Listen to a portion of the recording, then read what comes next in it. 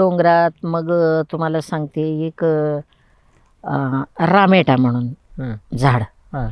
मग त्या आम्ही लोकांनी जर लाकडं तोडली मग ते रामेटा तोडून आणायचा, त्याची साल काढायची.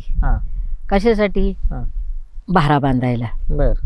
आणि मग ती पण त्यानं काय व्हायचं, आपण असा असा हात जर कुठं गेला तर सूज यायची त्यानं. होय. असं होतं. तुम्हाला सांगते करवंदीची झाडं, माळुंगीची झाडं, लोखंडीची झाडं, रामेटेची झाडं, ही घाणेरीची झाडं, सक्रुबा म्हणजेच भारांगा. तुम्हाला माहिती ऐकून असला तर बघा, भाजी खात्यात ते जे ते. आणि बिबवीची झाडं. बिबवी म्हणजेच काय की काजू माहिती आहे ना, काजू सारखाच तो एक प्रकार असतो बिबवी. मग त्याची झाडं, भोकराची झाडं. भोकर ऐकून माहिती असेल तुम्हाला, चिकट गोड.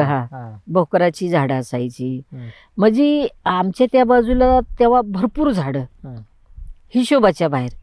ती नावं पण काय काय लक्षात नाहीत, पण ती आमची आपली अशी समजा ओळखीची झाडं.